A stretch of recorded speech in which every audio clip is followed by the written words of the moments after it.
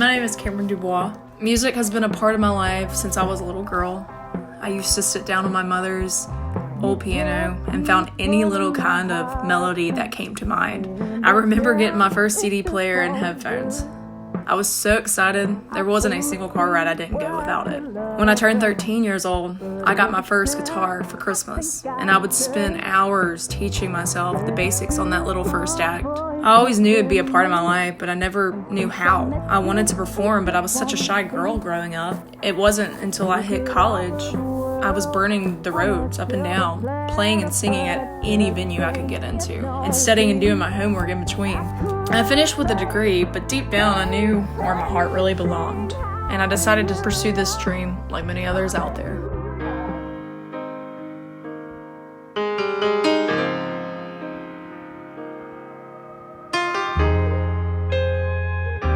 Never Let Me Back was the first song I wrote in Muscle Shoals, Alabama, which is where I recorded this EP. You fooled my heart right into falling.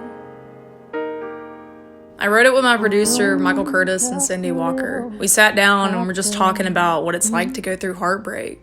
And I mean, we've all had a broken heart before. The message of the song talks about when someone hurts you so much that they can love you as much as they want, but they will never love you back to them. We filmed it at Latitude Studios South in Leapers Fork, and it is such a beautiful studio. The way the light beams through the windows, we thought it would be a perfect place to film for this ballad. The house was built 1908. Most of us, we couldn't wait to get there. The Home Place is a very sentimental song to me. The video was filmed in the very house I spent every holiday in as a baby up until I was 25 years old. April 2019 was the last we saw of it. Over a century it's been a part of my family, standing through a Great Depression, 2 World Wars, a Cold War, Civil Rights Movement, and more. I only got to witness it for a quarter of its life. However, my grandmother grew up right across the street from it. And my great-grandfather, just a little boy at the time, watched his father build it from the ground up. I knew how much it meant to my grandmother and her 2 sisters to sell it. All the memories they gathered in it their entire lives.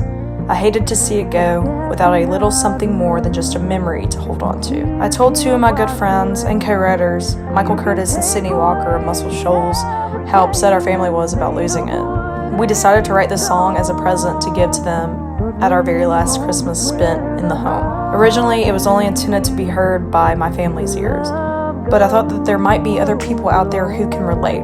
After all, it is more than just a home when you can collect a century of memories through the generations out of it.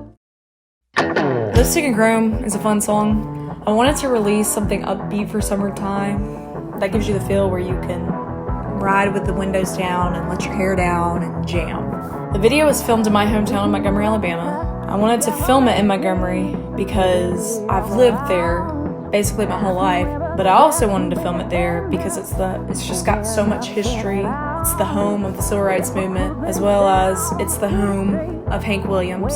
And in the beginning of the video, you'll actually see the Hank Williams statue. It also has a red 65 Mustang in it, which, fun fact, you will also find that car in the Home Place video. This car belongs to my grandfather. I love that car. I hope to own it one day.